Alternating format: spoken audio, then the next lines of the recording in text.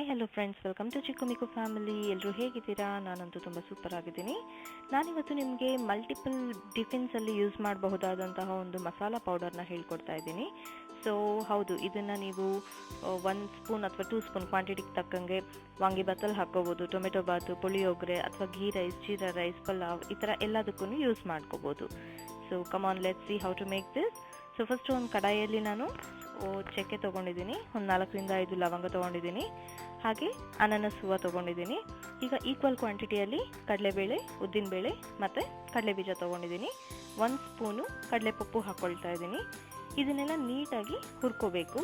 ಹಾಗೆ 1 ಸ್ಪೂನ್ ಜೀರಿಗೆ, ನಿಮ್ಮ ಹತ್ರ ಧನಿಯಾ ಇದ್ದರೆ 1 ಸ್ಪೂನ್ ಧನಿಯಾ ಕೂಡ ಇಲ್ಲಿ ಸೇರಿಸ್ಕೋಬೋದು.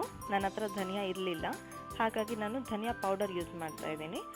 ಸೊ ಪೌಡರ್ ಹಾಕಿದ್ರೆ ಬೇಗ ಸೀದೋ ಚಾನ್ಸಸ್ ಇರುತ್ತೆ, ಅದಕ್ಕೆ ಫಸ್ಟ್ ಇದನ್ನು ಹುರ್ಕೊಂಡು ಆನಂತರ ಇಲ್ಲಿ ಧನಿಯಾ ಪೌಡರ್ನ ಆ್ಯಡ್ ಮಾಡ್ಕೋತಾ ಇದ್ದೀನಿ. ಸೊ ಹುರಿತಾ ಇದ್ರೆ ಸ್ಮೆಲ್ ಘಮ ಅಂತ ಬರುತ್ತೆ. ಸೊ ಯೂಶ್ವಲಿ ಬೆಳಗ್ಗೆ ಹೊತ್ತು ಬ್ರೇಕ್ಫಾಸ್ಟ್ ಮಾಡುವಾಗ ನಾವು ಹರಿವರಿಯಲ್ಲಿರ್ತೀವಿ, ಇವತ್ತೇನು ಮಾಡಬೇಕು, ನಾಳೆ ಏನು ಮಾಡಬೇಕು ಅಂತ. ಆ ಥರ ಇದ್ದಾಗ ನೀವು ಮನೇಲಿ ಇರೋ ಬರೋ ವೆಜಿಟೇಬಲ್ಸ್ ಹಾಕಿ ಏನು ಮಾಡಿದ್ರೂ ಈ ಒಂದು 2 ಸ್ಪೂನಷ್ಟು ಈ ಪೌಡರ್ ಆ್ಯಡ್ ಮಾಡಿದ್ರೆ ತುಂಬ ರುಚಿ ಕೊಡುತ್ತೆ. ಸೊ ಖಂಡಿತ ಟ್ರೈ ಮಾಡಿ. ಲಾಸ್ಟಲ್ಲಿ ನಾನಿಲ್ಲಿ 2ರಿಂದ 3 ಏಲಕ್ಕಿನ ಹಾಕ್ಕೊಳ್ತಾ ಇದ್ದೀನಿ, ಜಸ್ಟ್ ಘಮ ಕೊಡೋದಕ್ಕೋಸ್ಕರ. ಸೊ ಅಷ್ಟೇ, ಇದನ್ನೆಲ್ಲ ಹುರ್ಕೊಂಡು ಇದು ತಣ್ಣಗಾಗೋವರೆಗೂ ಬಿಟ್ಬಿಡಬೇಕು, ಅಂದರೆ ರೂಮ್ ಟೆಂಪ್ರೇಚರ್ಗೆ ಬರೋವರೆಗೂ. ಇದು ತಣ್ಣಗಾದ್ಮೇಲೆ ಈ ರೀತಿ ಚಿಕ್ಕ ಮಿಕ್ಸರ್ ಜಾರ್ಗೆ ತೊಗೊಂಡು ನುಣ್ಣಗೆ ಆದಷ್ಟು ಫೈನ್ ಪೌಡರ್ ಮಾಡ್ಕೋಬೇಕು.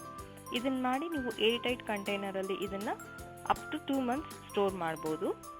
ಆದರೆ ನನ್ನ ಸಜೆಷನ್ ಕಮ್ಮಿ ಕ್ವಾಂಟಿಟಿಯಲ್ಲೇ ಮಾಡಿಕೊಂಡು ಜಸ್ಟ್ 1 ವಾರಕ್ಕಾಗೋಷ್ಟು ಮಾಡಿಕೊಂಡು ಇಟ್ಕೊಳ್ಳಿ.